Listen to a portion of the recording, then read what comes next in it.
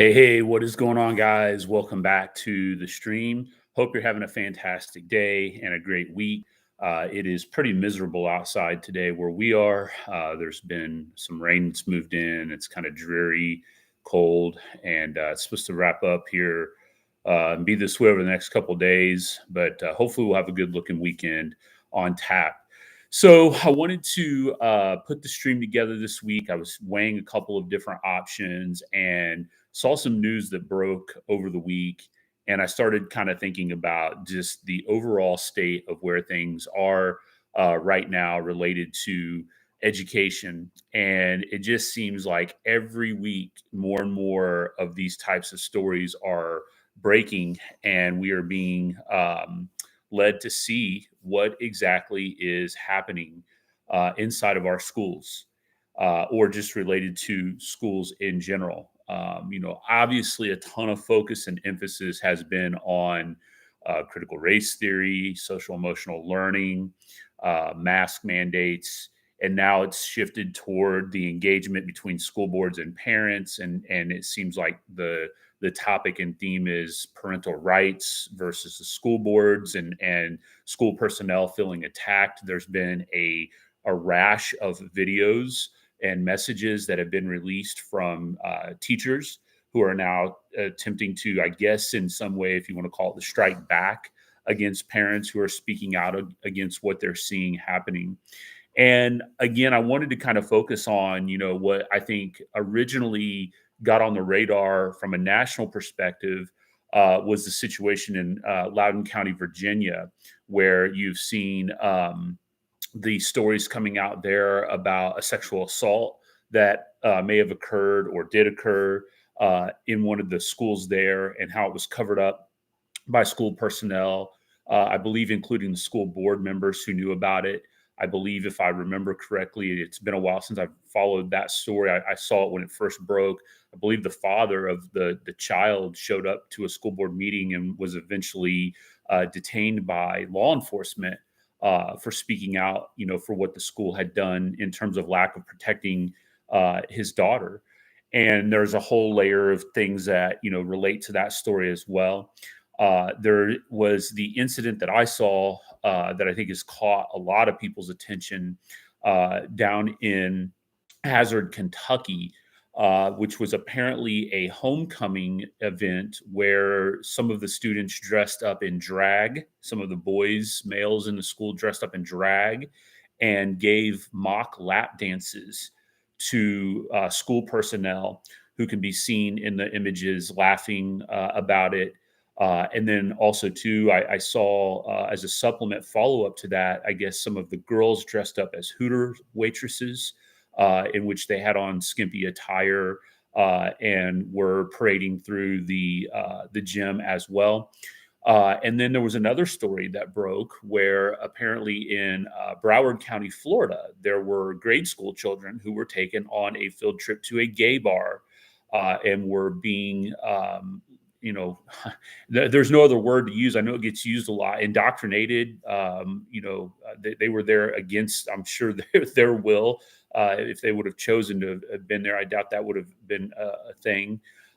Forced to be there to witness and see and learn and hear about these things that there's absolutely no reason why they should have been. I mean, clearly, anyone with a sane mind should be able to acknowledge that. Yet we have the one of the school board members of the superintendent, I forget which it was championing the fact that they were honored to be able to do this. And it's lunacy out there. It's absolutely insane. And I think it's gotten to the point where this is no longer what I think used to be seen as like, oh, that's just a one-off incident, right? That was just, surely in all of the schools across America, there's going to be these kind of incidents that happen, and it'll be taken care of and it'll be dealt with. But guys, I'm telling you, this is standard operating procedure. And again, I'm not necessarily saying that it's rampant to where it's happening in every school to this degree. Now, there are images, events, occurrences, incidents, whatever, on a more micro or smaller level that I think are in line with what we're seeing come out of these stories that have broken in the news here recently, whether that's a situation in a classroom, in a discussion. We have seen video of teachers who have in recent times, not just spoken out against students, but shamed them, bullied them, intimidated them. And I have made the case, and I wrote this in Failure, the book that I published, and I've made the cases in other videos, streams that I've done, that there is a lot of data out there. And I encourage parents as a next step to informing yourselves and becoming educated to look into the amount of incidents that occur in our schools. And when I say our schools, I mean nationally, every year, of various different types of abuse that is happening. Teachers are human beings. I talk about this a lot in my government class when I'm talking about politicians to my students. And, I always say we have to be very careful with not placing our politicians on a pedestal to think that they are either above the law, above not doing something unethical or immoral or illegal. That clearly that's not the case. Yet we tend to have this reverence for politicians. The way that we study our politicians historically, we hold them up in high regard. But yet we don't really ever focus on the fact that these are human beings that are, prone to making errors and mistakes. They're prone to doing unethical and immoral things. And so we have to also acknowledge that about teachers as well. They are people. And I've openly said before that I have taught with people who are having mental issues. They're on medication for emotional problems. They're dealing with issues in their personal life that they bring into the classroom with them.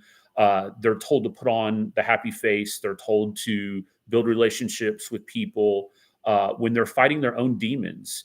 And that's not to absolve them by any stretch of the imagination. I'm just trying to paint the picture of, you never know day to day. You may sit there and go, oh, Johnny's third grade teacher, she's such a nice lady. Or, Johnny's freshman English teacher, he's so nice.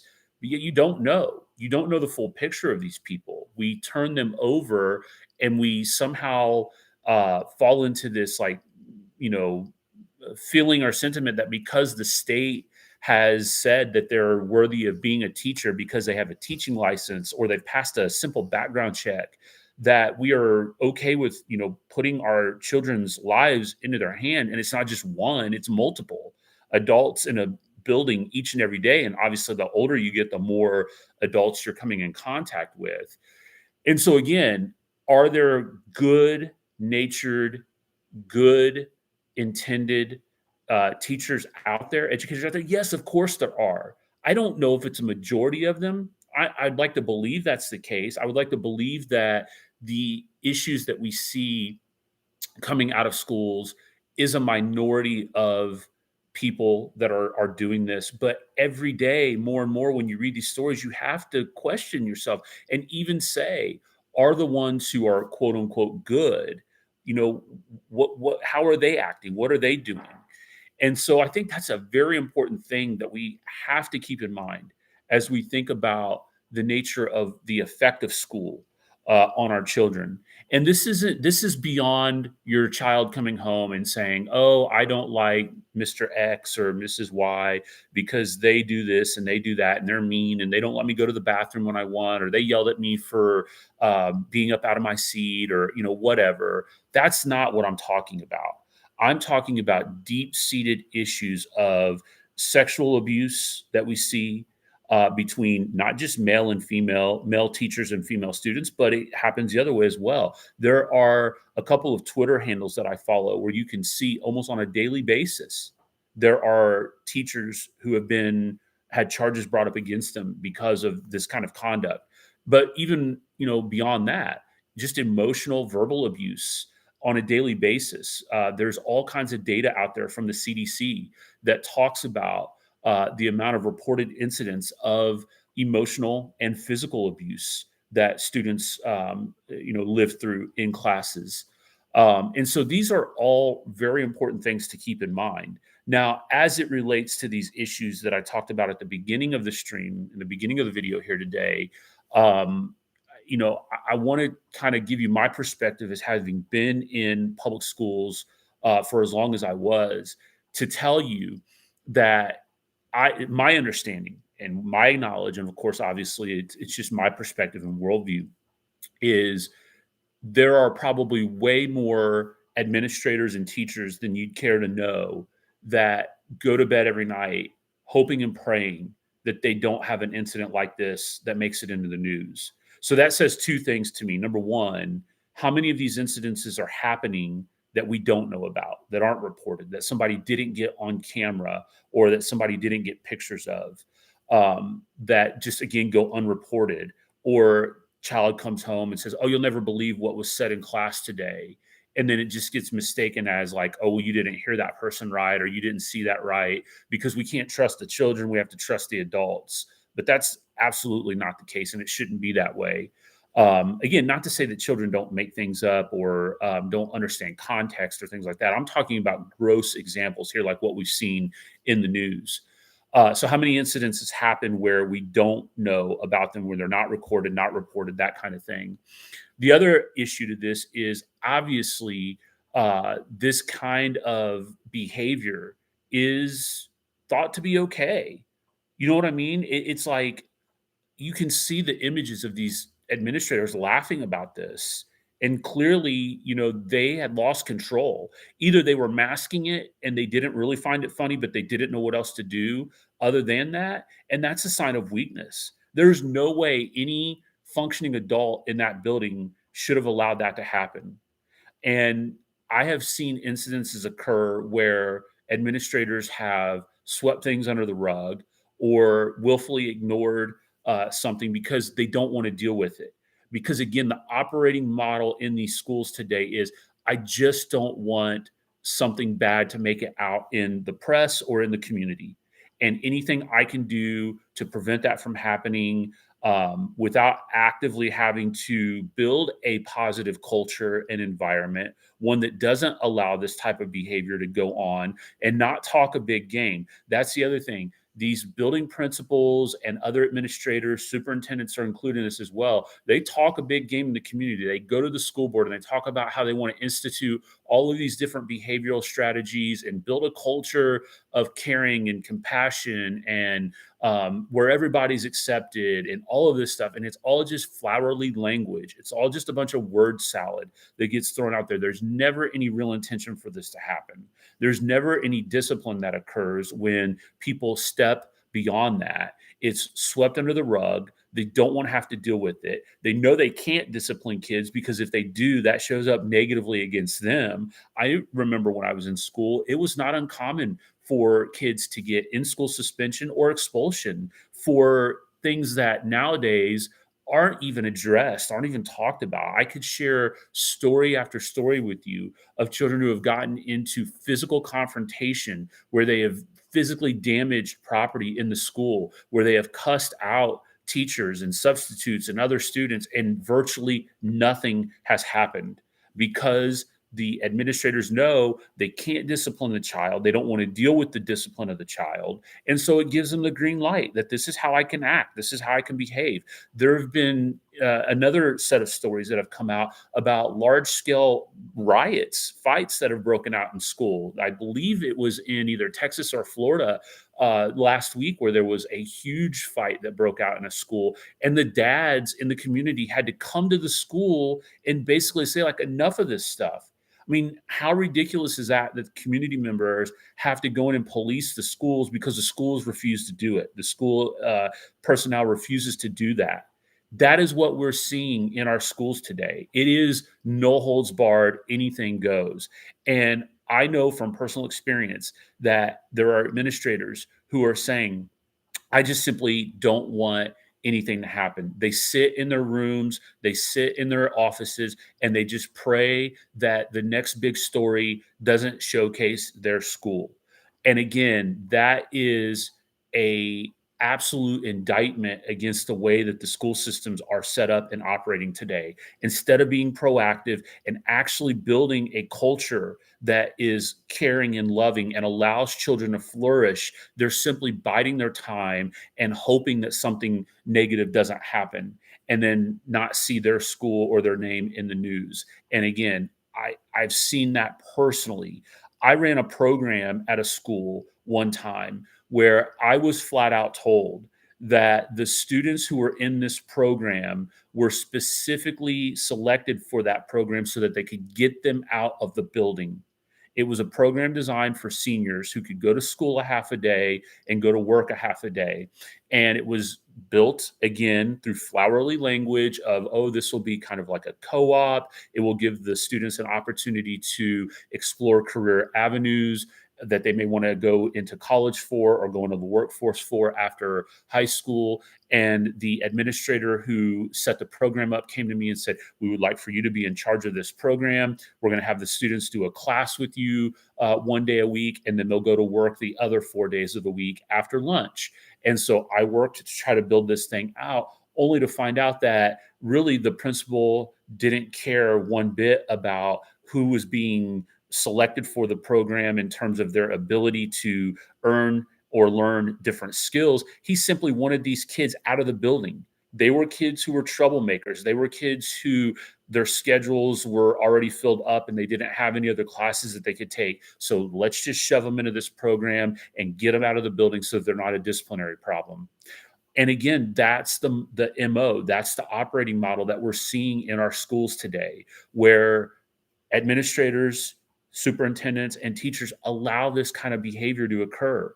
And then we wonder when we see these incidences breaking in the news, how is this allowed to happen? How is it allowed to happen that these boys are able to dress up in drag and these girls dress up as Hooters waitresses and do this in a public school? Because that's the environment that's being held to be okay, being told it's okay to do this. I mean, how is it that elementary school children are taken to a gay bar? Because again, look at the environment that is being promoted in these schools. This is what the garbage that we are feeding to our children. And what do we expect when they act out like this, when they do these kinds of things, or when they're exposed to these kinds of things? What are we setting them up for?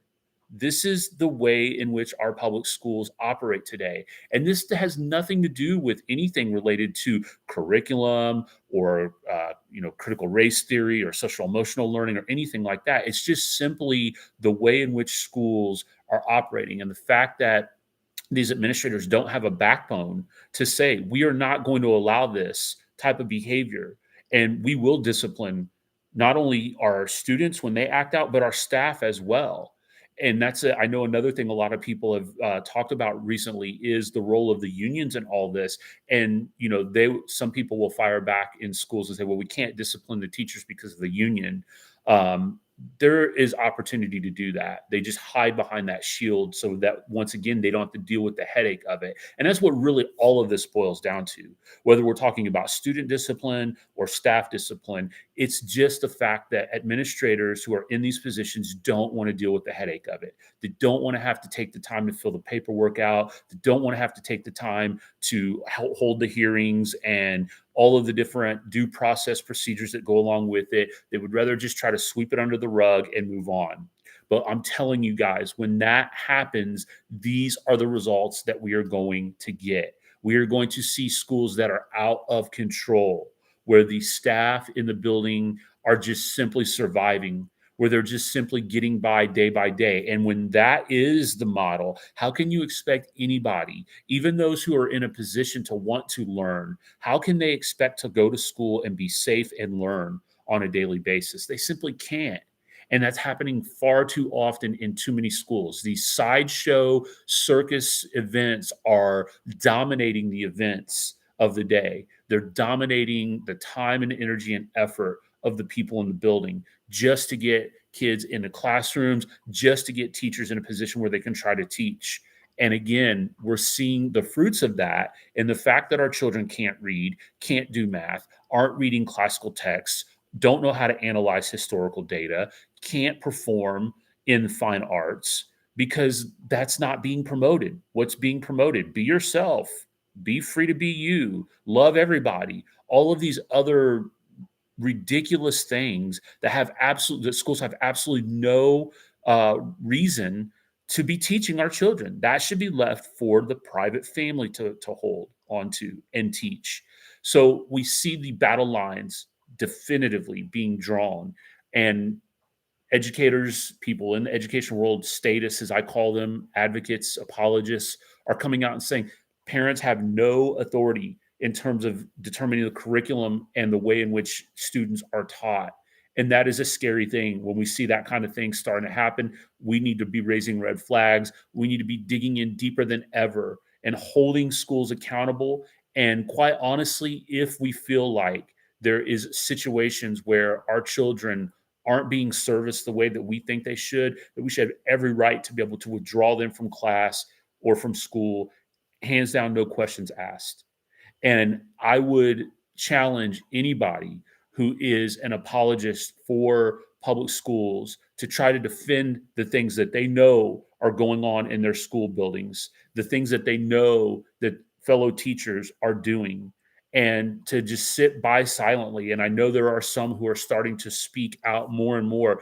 I want to encourage you, if you're in education, if you're in public schools, and you know these things are going on, you need to speak out. You have a duty and an obligation to keep these children safe. And you know who the people in your building are that are doing and saying things that are harmful to children or to other coworkers as well.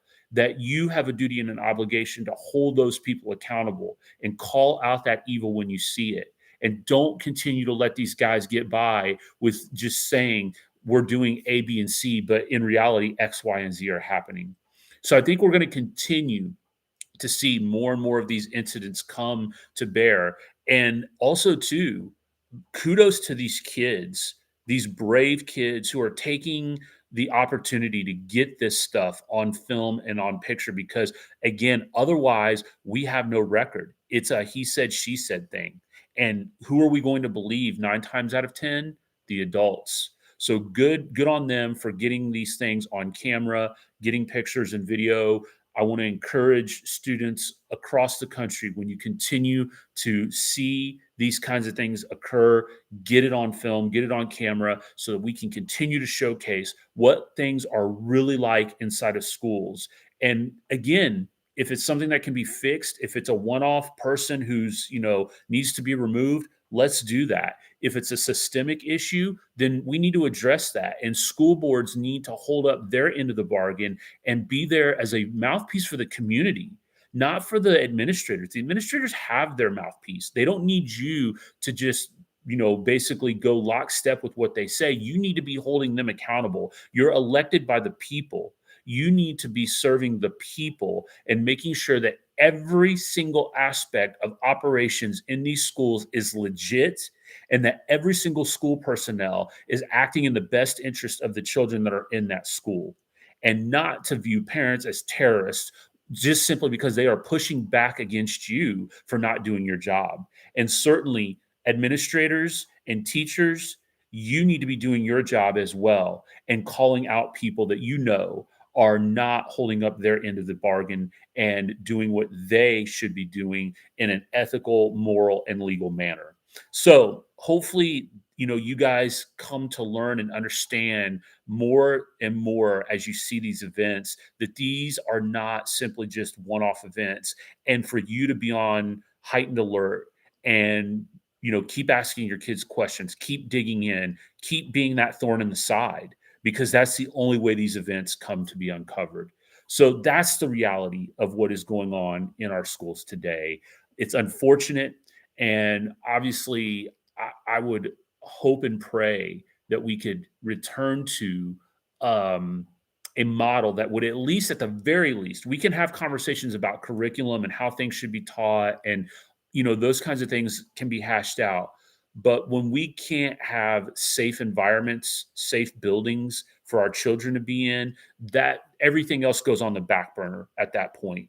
And if it can't get under control, then we need to abolish mandatory compulsory schooling and return all power and authority back to the parents and let them decide and choose how their children should be educated, until we can have full confidence that there is going to be a safe environment in these schools.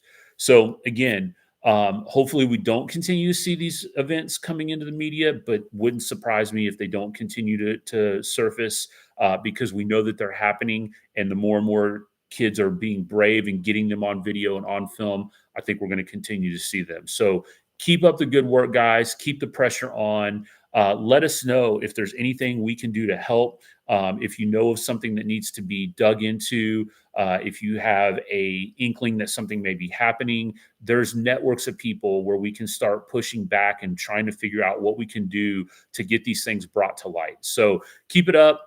Let me know if there's topics, if there's issues, if there's events, if there's things that need to be covered, talked about.